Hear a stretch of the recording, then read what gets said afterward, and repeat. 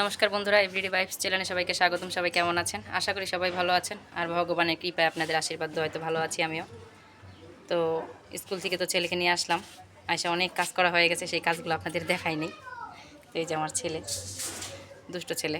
তো দুষ্ট হলে হবে কি, সে অনেক কাজ করে জানেন, অনেক কাজ করতে পারে, অনেক দুষ্টুমিও করে, কিন্তু কিছু কিছু কাজ করে খুব সুন্দর। আমি ওর ব্যাগটা, স্কুলের ব্যাগটা হচ্ছে রোদ্দুরে দিয়ে আসছিলাম, সে রোদ্দুর থেকে আনছে, আনার পর হচ্ছে ব্যাগের মধ্যে আমার খাতা বই খুব সুন্দর করে গুছিয়ে রাখছে।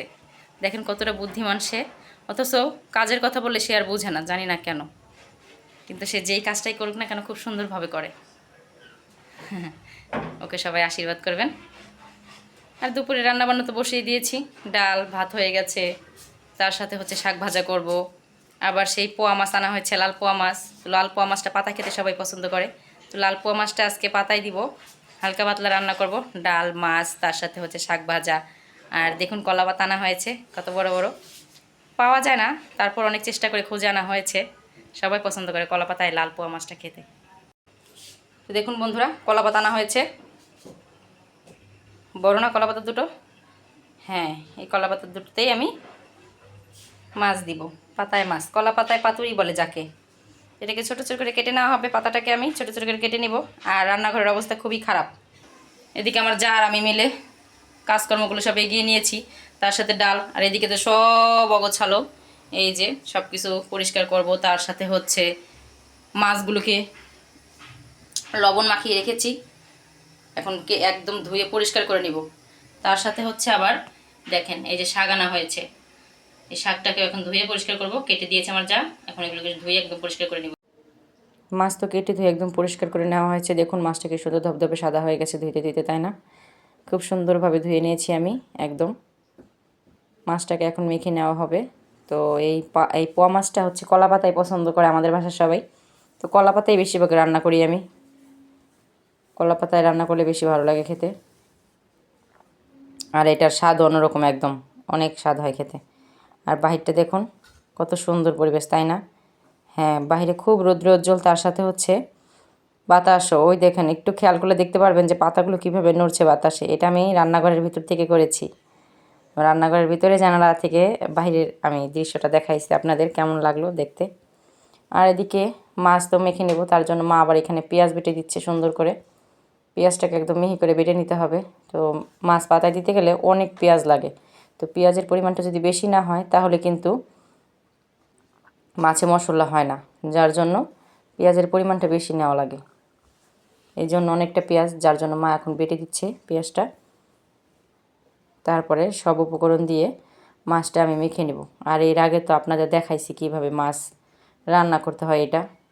আর এদিকে অনুষ্ঠানের সব কিছু লাকড়ি এসে পড়েছে, তো এই রান্না থুয়ে তারপরে গেলাম আপনাদের দাদা ভাই, আমি, আমার শাশুড়ি মা সবাই একসাথে মিলে তারপরে আনলাম আমার ছেলে। তো সবগুলোকে আনলাম হাতে হাতে এনে এখন ছাদের রোদ্দুরের মধ্যে রেখে দিয়েছি। তো সব মাটির চুলাতে রান্না হবে, যার জন্য এত লাকড়ি আনা হয়েছে।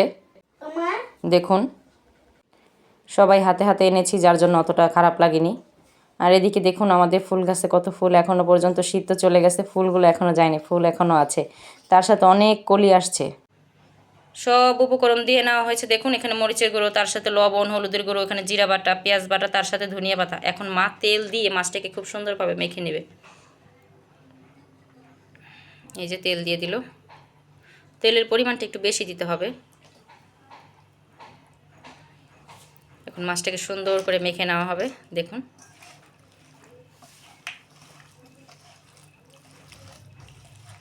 তো মরিচের গুঁড়োটা বেশি দিলাম, ঝাল যেন হয়, ঝাল না হলে ভালো লাগবে না এটা খেতে।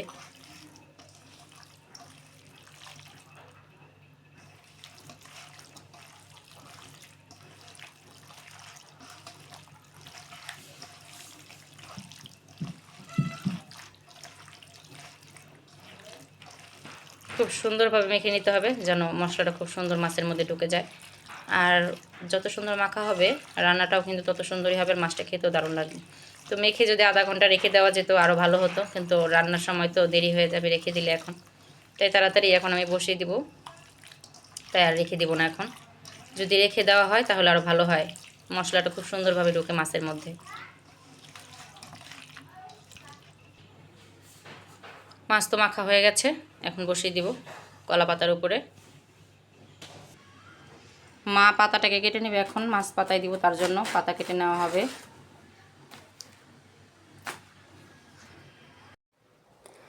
কলা পাতা তো পাতুরি করব, এই জন্য মা এখন পাতাগুলোকে ছোট ছোট করে নেবে। আর অনেক বড় পাতা আনা হয়েছিল, 2টা পাতাই তো দেখালাম আপনাদের। মা এখন পাতাগুলোকে ছোট ছোট করে নিচ্ছে, যে 2টা তাওয়ায় দিব তো 2 পাতায় মাছ ভাজা হবে, যার জন্য পাতাটা ওইভাবে কেটে নিতে হবে। আর পাতার সাইজটা দেখুন কত বড়, তাই না? এটা ঠিকঠাক পরিমাণ মতন কেটে নিতে হবে, ছোট হলে কিন্তু আবার মাছ পাতায় দেওয়া যাবে না।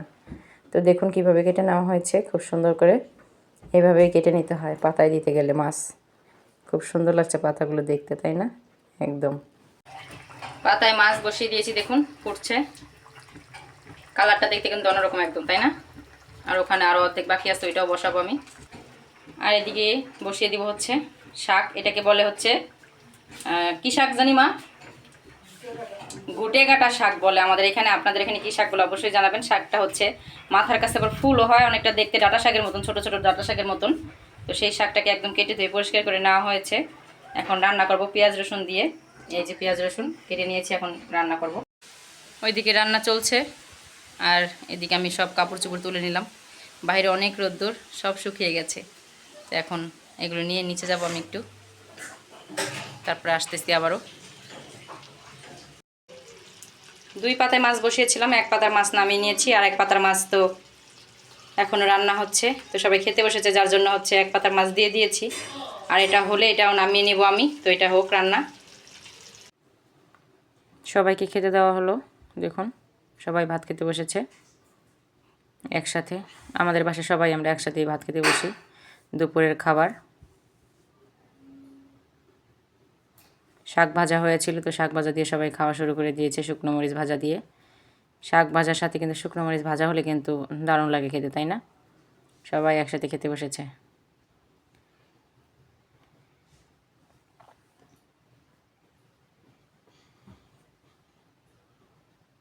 তো খাবার খাওয়া চলছে। এটা হচ্ছে কী শাক যেন বললাম, মা আবার ভালো জানে শাকের নামটা। তো এই শাকটা খেতে দারুণ লাগে, ছোট ছোট ডাঁটা শাকের মতন অনেকটা। রান্না করেছি, একদম একটুখানি হয়ে গেছে। আর এই যে দেখুন পাতায় মাছ ভাজা, পাতায় মাছ ভাজা কিন্তু এইভাবে খেতে কিন্তু দারুণ লাগে। আর এই মাছটা খেতে আরও বেশি ভালো লাগে, লাল পোয়া মাছটা। এই জন্য লাল পোয়া মাছটা আমাদের বাসায় যতবারই আনা হয়েছে না কেন, ততবারই এইভাবে রান্না করার চেষ্টা করি। আবার ভুনাটাও খেতে ভালো লাগে, কিন্তু ভুনার থেকে পাতায় মাছটাই বেশি মজা লাগে। তো যার জন্য আমি এইভাবেই রান্না করি। আর এদিকে রান্না করেছিলাম মসুরের ডাল পেঁয়াজ দিয়ে, তো পাতায় মাছের সাথে পেঁয়াজের ডাল খেতে কিন্তু দারুণ লাগে। সবাই মাছ দিয়ে ভাত খাচ্ছে, দেখুন লাল হয়ে গেছে। তার সাথে আবার ডাল দিয়েও ভাত মেখে নিয়েছে, আর মাছ দিয়ে খাচ্ছে সবাই।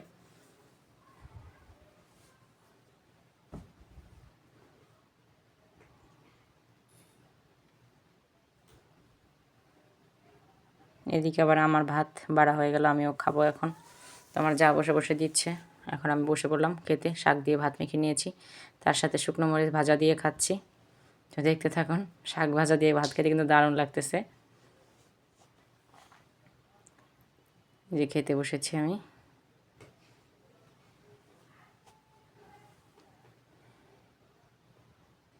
এদিকে আবার শুকনো মরিচ ভাজা, শুকনো মরিচ ভাজাটা খেতে কিন্তু দারুণ লাগে মাছ ভাজার সাথে। মাছ ভাজা, শাক ভাজা এগুলির সাথে দারুণ লাগে খেতে।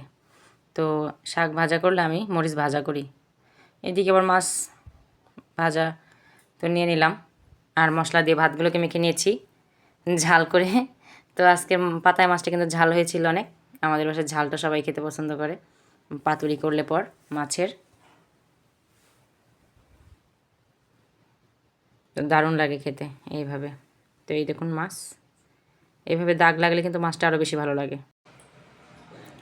ভিডিওটি কেমন লাগলো অবশ্যই সবাই জানাবেন। আজকে সব খাওয়া দাওয়া হচ্ছে, তার মধ্যে হচ্ছে পাতায় মাছ ভাজছিলাম, সেটা তো আগে দেখাইছি, যার জন্য হচ্ছে আজকে পুরোপুরি দেখাইলাম না আপনাদের। তো কেমন লাগলো আপনাদের অবশ্যই কমেন্টে জানাবেন। সবাই সবাই ভালো থাকবেন, সুস্থ থাকবেন। আর ভিডিওটি ভালো লাগলে সবাই শেয়ার দিয়ে দিবেন, তার সাথে একটা সাবস্ক্রাইব করে দিবেন। সবাই ভালো থাকেন, সুস্থ থাকেন।